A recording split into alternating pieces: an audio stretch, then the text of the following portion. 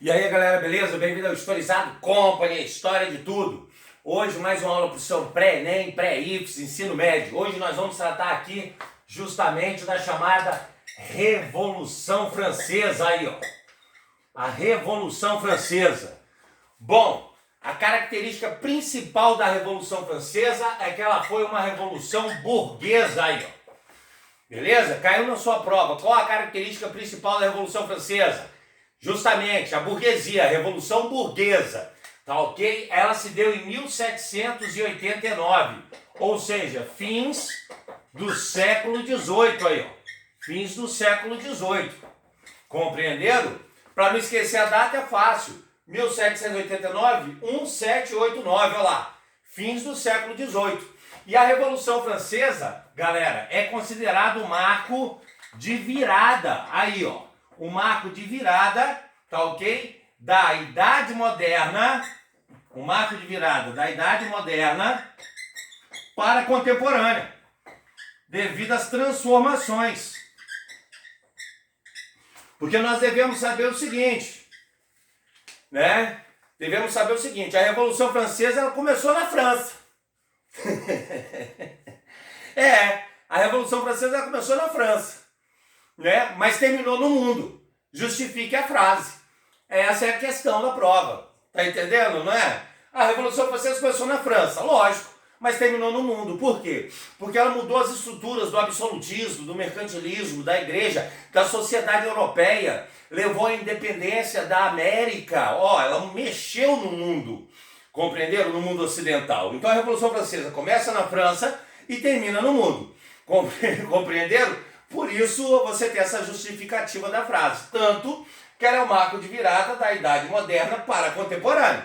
Tranquilo? Beleza até aí? Vamos ver os motivos da Revolução Francesa, que não são poucos. Nesse caso aqui, nós temos, vamos lá, vamos ver aí, os motivos para a Revolução Francesa. Primeiro motivo, crises climáticas. Crises climáticas. A França passou por 2 anos de crises, tá ok? Antes da Revolução estourar. Foram geadas que destruíam as plantações. E como a França ainda tinha uma estrutura muito feudal, mesmo com as grandes navegações, já com manufaturas, burgos, era muito absolutista. E a estrutura feudal ainda era muito presente. Por isso que existem algumas questões de prova que diz assim: por que nós afirmamos que o feudalismo só acabou na Revolução Francesa de verdade?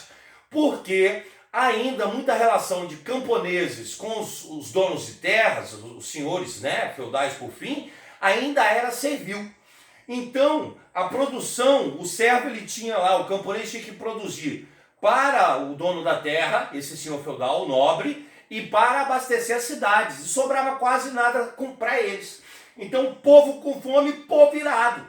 Segundo motivo, claro, as ideias iluministas aí, ó. As ideias iluministas, compreenderam?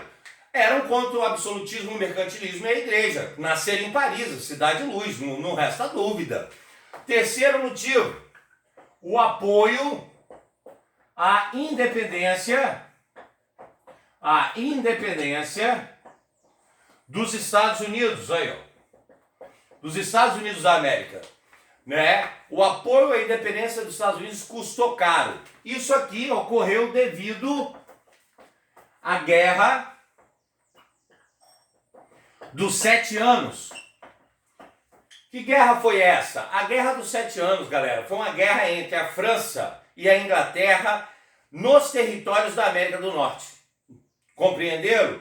O rei Luís XV, avô do rei Luís XVI, o rei da guilhotina, que acabou na guilhotina, o avô do rei Luís XVI, ou seja, o rei Luís XV, ele lutou durante 7 anos contra a Inglaterra por terras na América do Norte. Compreenderam? E aí ele perdeu vários territórios para a Inglaterra, ficando só com o território da Louisiana, que era gigantesco, mas hoje você tem o estado da Louisiana nos Estados Unidos sendo pequenininho, isso aí já é outra história. E aí, para se vingar, por vingancinha, o rei Luís XVI decidiu financiar, apoiar com armas e soldados a independência dos Estados Unidos custando muito dinheiro à França. E o rei Luís XVI tinha mania de aventuras beligerantes, guerras e guerras e guerras. Então esse vai ser outro motivo que nós temos aí. Seguido aqui, claro, né, da crise econômica que isso gerou, junto à crise social. Pois a França ainda era o que nós chamamos de sociedade estamentada. Era o que nós chamamos de sociedade estamentada. Ou seja, uma sociedade de ordem. O cara nasceu nobre, morre nobre, nasceu camponês, morre camponês, e o segundo filho do nobre ia para a igreja. Nesse período, outros já iam até, já era século XVIII, compreenderam? Então, esses motivos, as crises climáticas, ideias iluministas, apoio independente dos Estados Unidos, crise econômica, junto à crise social da sociedade estamentada, levarão à revolução. Para entendermos melhor essa crise econômica com a crise social, tradicionalmente a gente trabalha justamente assim. A crise socioeconômica. A crise socioeconômica da França. Nós temos aqui a pirâmide, claro, no topo o clero, que se dividia em alto clero, como bispo, cardeal, e baixo clero, que eram os padres. Abaixo do clero, a nobreza, que se dividia em nobreza de sangue, nobre de sangue, que já era nobre lá desde a Idade Média, a família, e o nobre de toga, ou seja, aquele que compra o título de nobreza. Muitos burgueses compravam o título de nobreza, como o próprio Montesquieu, que era burguês e se tornou barão de Montesquieu. E, nesse caso aqui, formado pelo terceiro estado, os camponeses e a burguesia.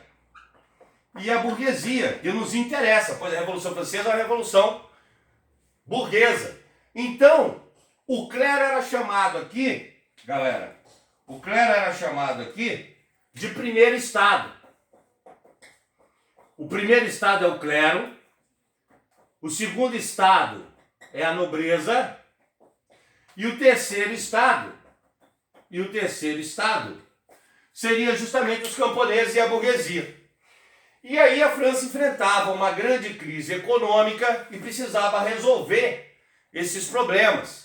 Foi quando então o rei Luís XVI, né, contrata economistas para resolver o problema. O primeiro que ele vai chamar seria justamente Necker. Ele chama Necker, aí ó.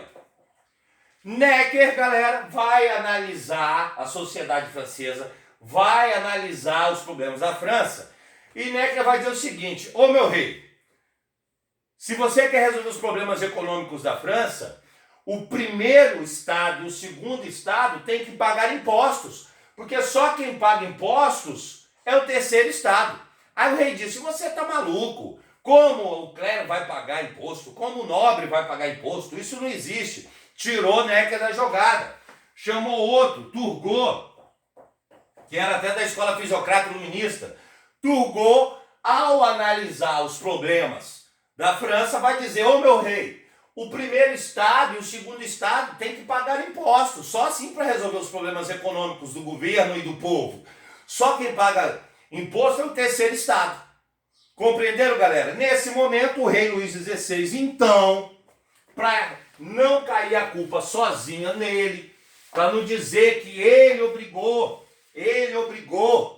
nobre a pagar imposto, ele obrigou, né, a igreja a pagar impostos, o rei Luís XVI convoca a Assembleia dos Estados Gerais, aí, ó. A Assembleia dos Estados Gerais. Tá ok? Poucas vezes ele fez isso. Ele convoca a Assembleia dos Estados Gerais. com a presença, galera, de representantes do primeiro estado, que era o clero, do segundo estado, que era a nobreza, e do terceiro estado, que era justamente a burguesia e os camponeses.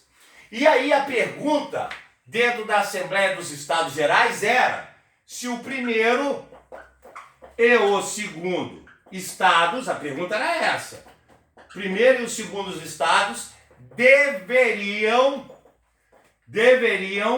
pagar impostos, aí ó, deveriam pagar impostos, essa era a pergunta. Se o primeiro e o segundo estado, porque aí a culpa não caía sobre o rei Luís XVI. Ele convocou a Assembleia dos Estados Gerais e os representantes da Assembleia do primeiro estado, segundo estado e terceiro estado iriam decidir. Só que surgiu outro problema. Como deveria ser a votação aí, ó? Como deveria ser a votação? Porque o primeiro e o segundo estados queriam o voto por estados. E o terceiro estado queria o voto por indivíduo. Claro, por indivíduo. Porque aí o que acontecia? O primeiro estado votava, não, eu não quero pagar impostos. O segundo estado votava, não, eu não quero pagar impostos. E o terceiro estado votava, sim, eu quero que o primeiro e o segundo estado pagassem impostos. Eles perderiam. Mas, se fosse por indivíduo, o número de camponeses e o número de burgueses era muito maior. O primeiro e o segundo estados iam perder. Isso gera uma confusão danada. E nesse momento, então, o rei Luís XVI diz, acabou tudo. Fecha a Assembleia dos Estados Gerais. Acabou tudo agora. Nesse momento que ele fecha a Assembleia dos Estados Gerais, galera. Nesse momento, turma, que o rei Luís XVI fecha a Assembleia dos Estados Gerais. Tá ok? Que ele fecha a Assembleia. Estoura a Revolução Francesa. Começa o que nós chamamos, então, de primeiro período da Revolução. A chamada Assembleia Nacional Constituinte aí, ó. A Assembleia Nacional Constituinte. Nesse momento, a burguesia não concorda com o rei ter fechado a Assembleia dos Estados Gerais e a burguesia, ela vai se reunir nesse momento, vou trocar de cor aqui, a tinta está acabando, vai se reunir nesse momento justamente na sala de jogos de Pella, tá ok? E se autodeclarar, a burguesia vai se autodeclarar em Assembleia Nacional Constituinte. Ou seja, fazer uma nova Constituição. Olha aí, os caras saíram da Assembleia dos Estados Gerais, o rei fechou? Beleza. Passou uns 2 dias, a burguesia se reuniu em Assembleia Nacional Constituinte, o primeiro período da Revolução Francesa, na sala de jogos de Pella, que era uma espécie de local que eles iam jogar, né, bilhar, jogar cartas, ou uma espécie de bar onde a burguesia frequentava, se reuniram lá e se autodeclararam em Assembleia Nacional Constituinte. O que é isso? A burguesia estava fazendo uma nova Constituição. Para eles agora, nesse momento, tá ok? Não adiantava mais, eles não iam mais obedecer ao rei. Aí o rei, ele vivia no Palácio de Versalhes, que fica a 16 quilômetros de Paris. E a burguesia se reuniu lá em Paris, na sala de jogos de Pella. O rei ficou sabendo e mandou as tropas de Versalhes ir lá matar a burguesia que estava reunida na sala de jogos de Pella. Nesse momento, galera, o povo viu as tropas passar, camponeses viram as tropas passar, o povo sabia que a burguesia estava fazendo isso. É a hora que nós temos, então, aí a chamada tomada da Bastilha. Aí, estoura aqui a Revolução Francesa. Nesse momento, o povo então fala, cara, vambora, vamos ajudar a burguesia. Vamos, é um jeito da gente derrubar o rei, um jeito de mudar as coisas. O povo então parte para a Bastilha, que era uma prisão e um quartel-general, invadindo a Bastilha, soltando os prisioneiros, pegando armas e pólvora e estourando a Revolução Francesa a partir desse momento aí. Ficou claro? os motivos da revolução e o estopim para ela, a tomada da Bastilha? Espero que sim. Pois, às vezes a prova pergunta quais os motivos da Revolução Francesa, é desde as crises climáticas até a tomada da Bastilha. Caramba, professor, é isso tudo? É isso tudo. Às vezes, eles colocam algumas em objetivas, né? E quando é discursiva, você tem que responder tudo. E aí a gente tem o primeiro período, a Assembleia Nacional Constituinte, encabeçado pelos girondinos. Os girondinos seria a alta burguesia, porque nós temos os jacobinos, que seria a baixa burguesia, nós vamos falar deles ainda, tá ok? Nós temos aí os girondinos, que eram a burguesia mais rica da França, donos de bancos, donos de grandes manufaturas. Eles vão encabeçar a Assembleia Nacional Constituinte, e nesse momento aí o povo vai estar com eles, com os girondinos, né, com a tomada da Bastilha, e toma o poder no rei. Nesse momento, eles tomam algumas atitudes, ou seja, primeira delas, você tem a criação da Declaração de Direitos dos Homens, a Declaração de Direito dos Homens e do Cidadão aí. A Declaração de Direitos dos Homens e do Cidadão. Ou seja, a ideia era botar tudo igual. Um exemplo da Declaração de Direitos dos Homens e do Cidadão é o habeas corpus, que vocês conhecem. Ou seja, se não existe prova contra você, você não pode ficar preso. Professor, mas isso é lógico. Lógico agora. Na época, a igreja falava, esse cara é bruxo, prende ele. Prendeu, cadê a prova? O rei olhava para sua cara gorda, não gostou. O rei olhava para sua cara barbuda, não gostou. Manda prender. E por qual motivo? Não, o rei mandou prender, acabou.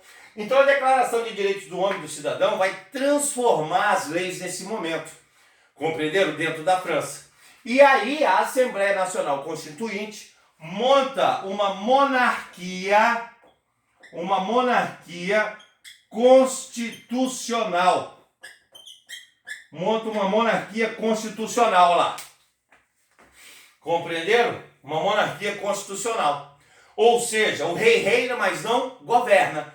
Agora tem uma Constituição, existe um parlamento, se chama monarquia constitucional ou monarquia parlamentar, igual os moldes da Inglaterra. E aí o rei reina, mas não governa. Eles pegam o rei Luís XVI, tira do Palácio de Versalhes e levam para o Palácio de Paris, porque eles vão governar a partir daquele momento. E começa a se resolver as coisas. Só que a alta burguesia, os girondinos, não fizeram muita coisa pelo povo. O tempo vai passando, ele não vai fazendo muita coisa.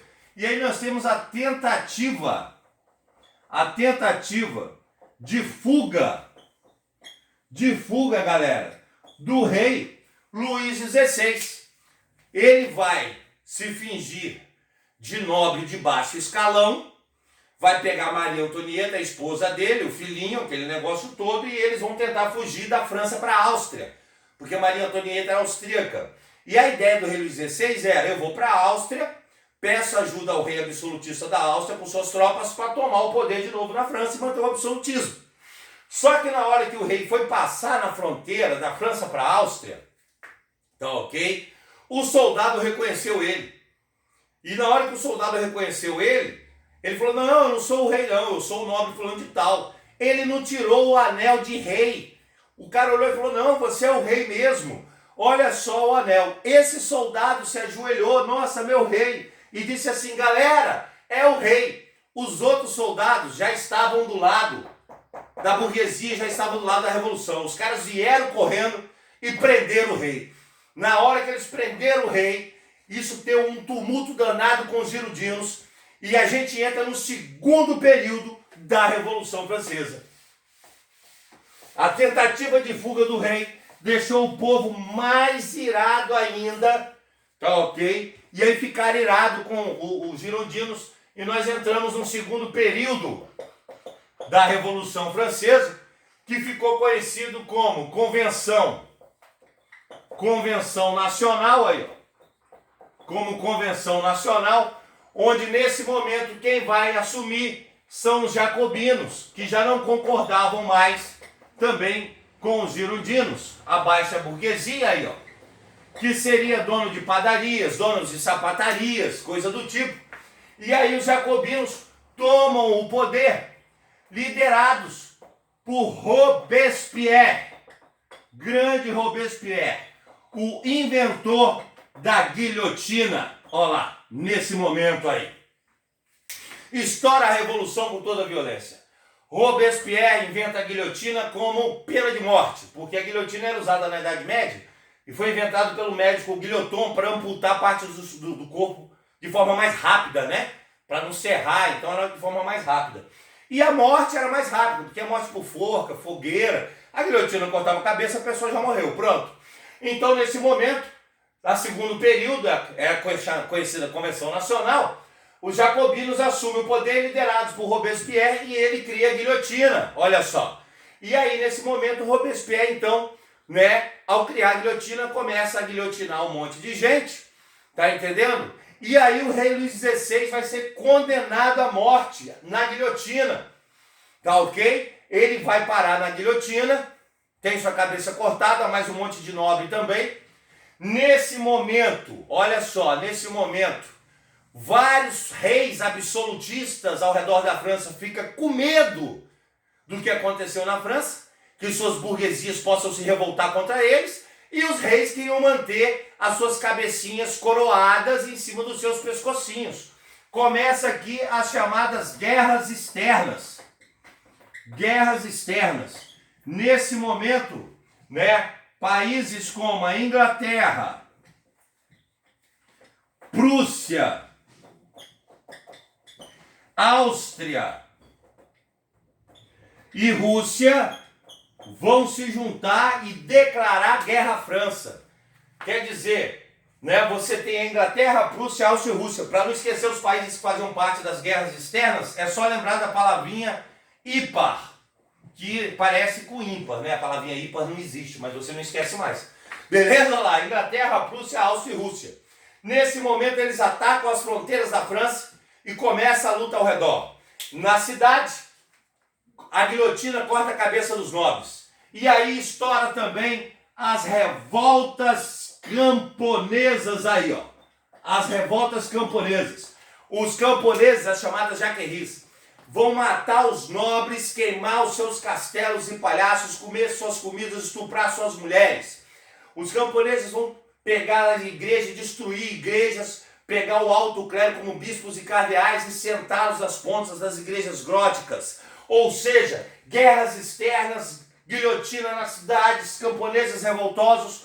Por isso que assim, o segundo período da Revolução Francesa, chamado Convenção Nacional, ficará conhecido também, galera, como fase do terror. É a fase do terror. Devido a esses vários conflitos, tá ok? E aí, com a morte do rei Luís XVI, Robespierre, então, tá ok? Transforma o que era uma monarquia nacional, nesse momento, na famosa República. É no segundo período que nasce, então, a República Francesa. A França se torna uma república. Ficou claro até aí? Tranquilo, sem problema. Contudo, Robespierre assumiu. E ele vai, nesse momento, tornar a França um pouco mais igualitária, né? Expulsar a Igreja Católica, tá ok? Ele expulsa a Igreja Católica, de lá bispos, cardeais, e o Robespierre, ele vai tornar a república com a participação de todos, mas ele começa a meio que se transformar num ditador, né? Ele expulsa a Igreja Católica e cria uma própria religião para a Revolução. Aí os outros começam a falar, esse cara tá louco. Ele vai criar a deusa da razão. Olha só, e ele era o representante da deusa da razão. O cara começa a enlouquecer. Nesse momento, ainda por cima, nós teremos uma situação muito complicada, que é quando você tem, né, a morte de Marat. A morte de Marat, né? Marat, ele era um jornalista, né, que aproveitou, né, e pregava contra o rei, apoiava a revolução. Então Marat ficou muito famoso nesse momento aí, né? Só que o jornal dele era super sanguinário.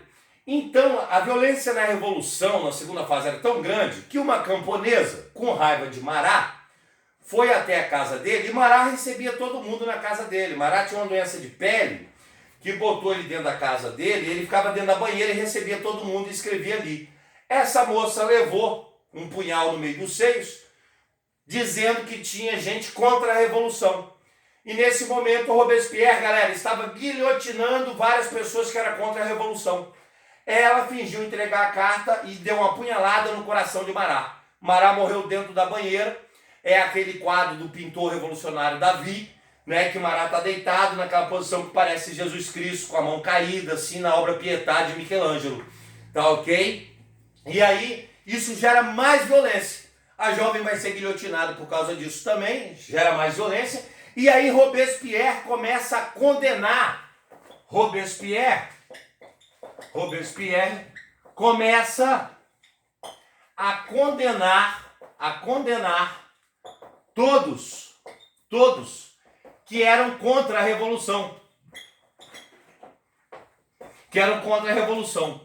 O problema é que virou um massacre, nem todo mundo era contra a revolução. Robespierre vai, inclusive, matar o próprio amigo que ajudou ele, Danton. O próprio amigo Danton vai parar na guilhotina.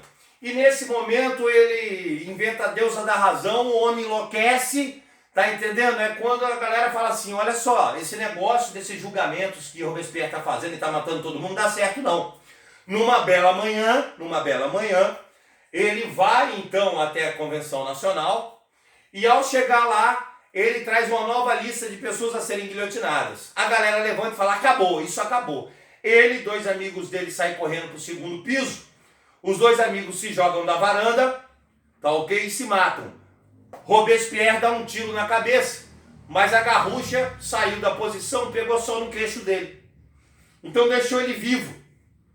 Né? Ele estava morrendo, mas deixou ele vivo. A galera prendeu Robespierre, julgou Robespierre e condenou Robespierre na guilhotina e cortaram a cabeça de Robespierre na guilhotina. Ou seja, o homem que inventou a guilhotina morreu na própria guilhotina.